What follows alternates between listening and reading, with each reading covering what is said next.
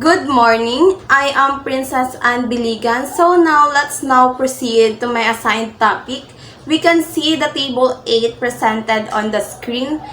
So this shows the different languages in Thailand. In their status, this describes how important each language is for their country. For example, Thai is the main language used across the country. English is important for talking to people from other countries. Regional languages are spoken in different areas like different neighborhoods in a city. The number shows the selection or which languages are most important for the country. The second one is the codification or the country makes rules about grammar and writing for the important languages. The third one is the implementation ng language. The country starts using the languages in school, government, and businesses or in their everyday life. Pang-apat is yung elaboration, which is the country finds new ways to use the languages and make them even stronger. Thailand chose Thai as its official language a long time ago, and it was an easy process for them. The king at that time, si Vajirabhut at saka si Chulalongkorn, helped make it happen for them. Even though Thailand chose Thai as their main language, it has other languages spoken in their other regions. These regional languages were not treated well for almost 100 years. Now, the government is trying to support them, but they still have some problems. So, Thailand regional languages recently free from almost a century of suppression are now recognized as a mother tongues and national treasures, showing successful language selection. However, after nearly 100 years of repression, these languages face codification problems due to a still young mother tongue education policy. Let's now tackle the implications on nationalism and multiculturalism.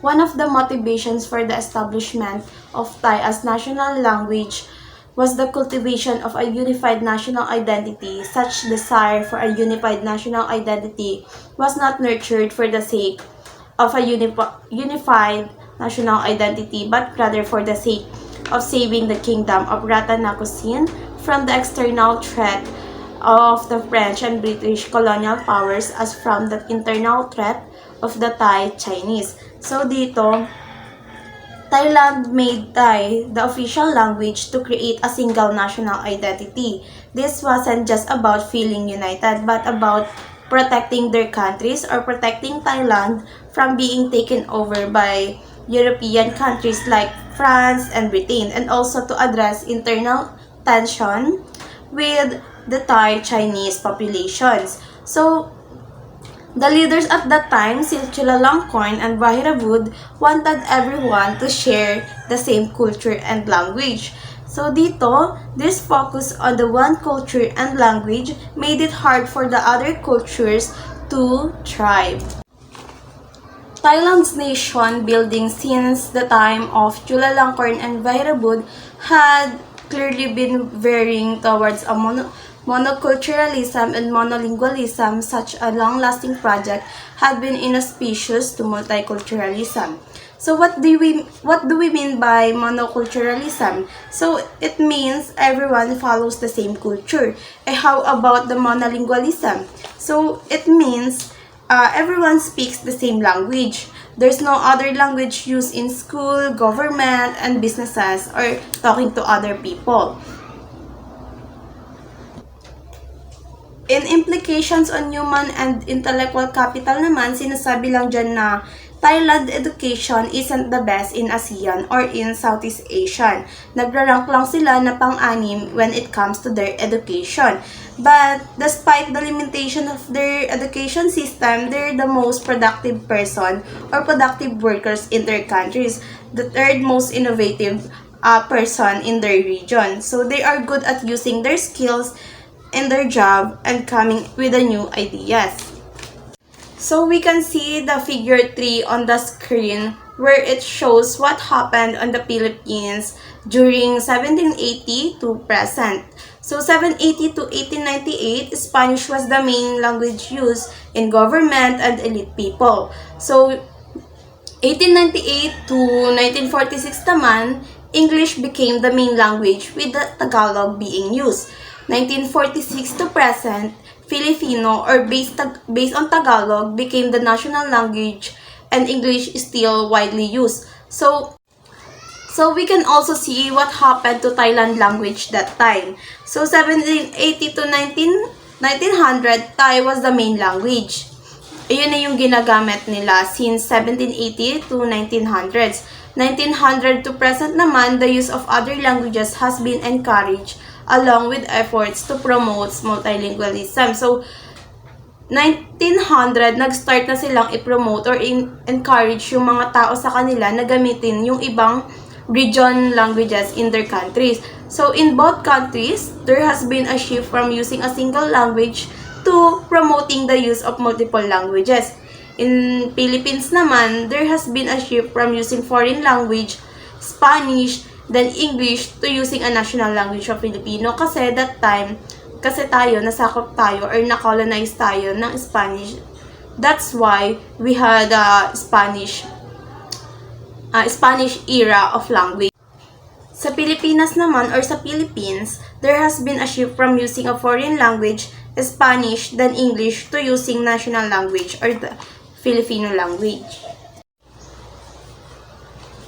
Implications of regional integration and globalization. Thailand may not be proficient with English, but it does not mean that it is not ready for regional integration and globalization.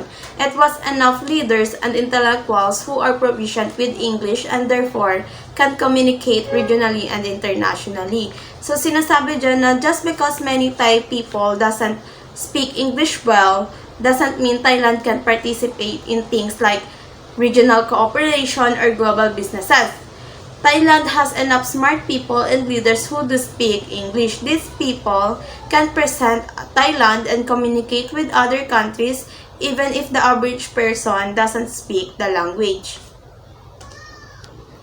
So in order to know their differences, we have a comparison and contrast on the profile of Philippine and Thailand languages policies and practices. So the Philippines and Thailand linguistic profiles are similar in the sense that they both first have a national indigenous language. So both countries have their own main or native language, like sa atin, Tagalog, and sa kanila, Thai in Thailand. So pangalawa, use such a national indigenous language as official language.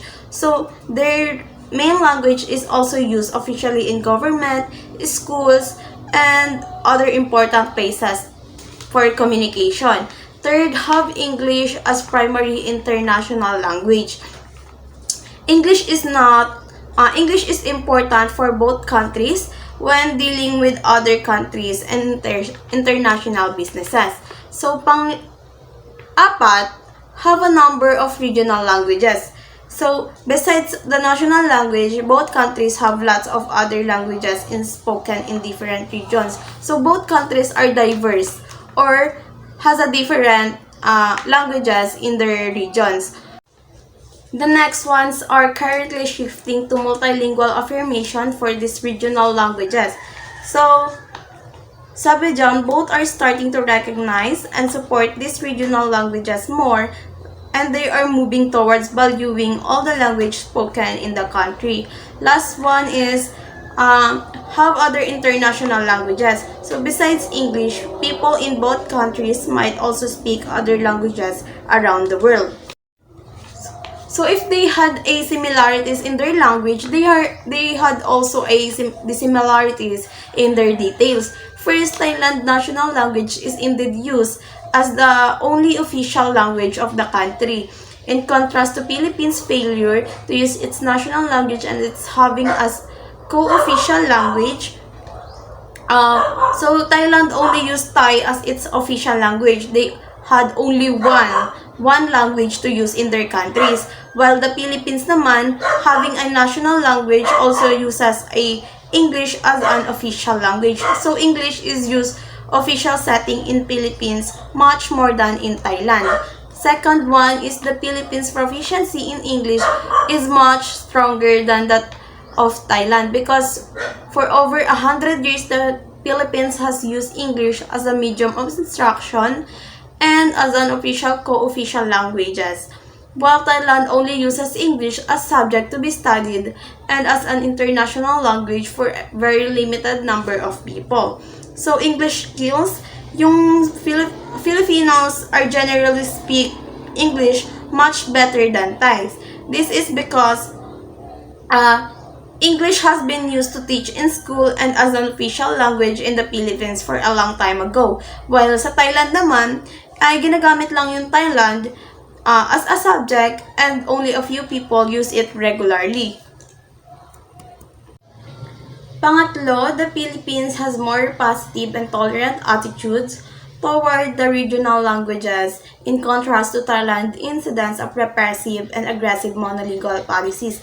Sabi lang dyan, the Philippines is more open to and accepting of its many regional languages, while sa Thailand, in the past, has sometimes tried to suppress these regional languages and push for everyone to speak only Thai. Sa atin naman, hindi naman natin ginagawa yun or hindi naman natin fina-force yung other Filipinos to use Tagalog.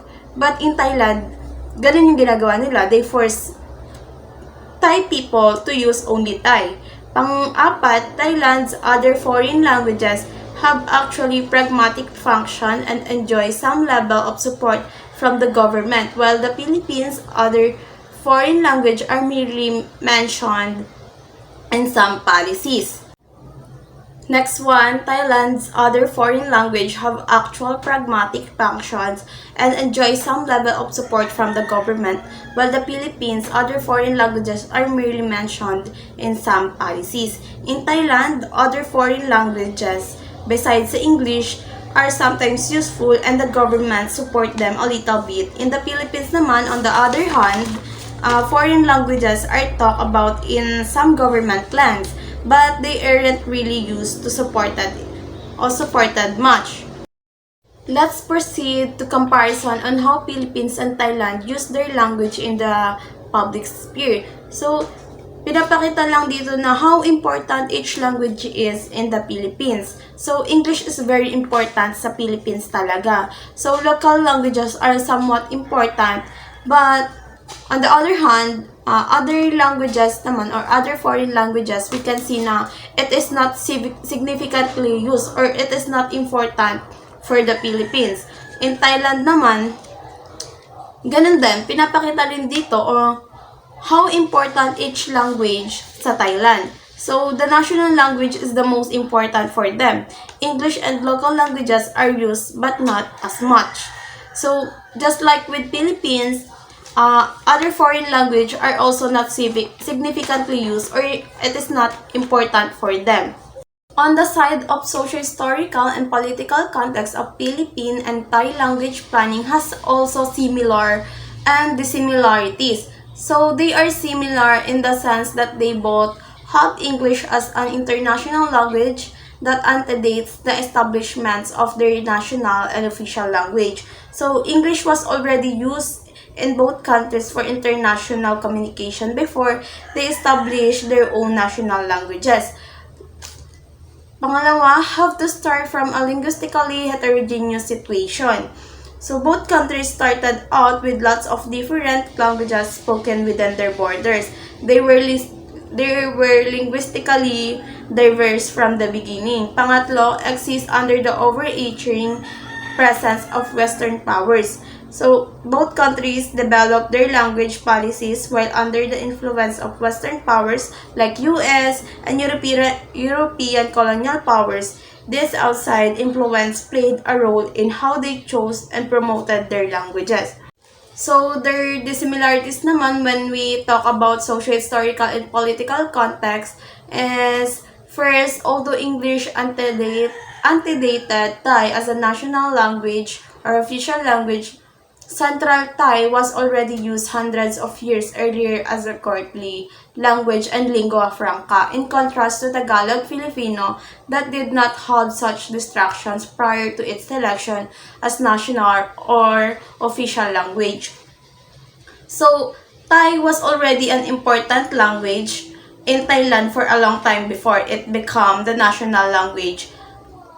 Tagalog, Filipino, the national language of Philippines, wasn't as widely used or important before it was chosen. Second, Philippines' linguistic heterogeneity is much greater, more than double specifically compared to that of Thailand, and such Philippine heterogeneity does not have an uncontestable majority. So, pangalawa, the Philippines has way more languages spoken within the country than Thailand. Also, Thailand has a clear majority languages, whereas the Philippines ay hindi, or they don't. Pangatlo, Thailand was not colonized while the Philippines had been colonized by both Spanish and United States of America. So, Thailand was never officially colonized by a Western power. The Philippines was colonized by both Spain and the US, which is greatly affected its language development. Pang-apat, language planning in the Philippines had ideological, organizational, and logistical support from the absolute monarch. So, dito, in the Thailand, the king strongly supported the language planning process, giving it strength and direction. While the Philippines naman, language planning has been messy and unresolved issue lacking strong supports. Panglima, they had sense of urgency. Thailand developed its national language quickly because it felt threatened by Western powers and also wanted to unify against internal groups. The Philippines naman didn't feel the same urgency because it is used widely, because the English is used widely. So the Americans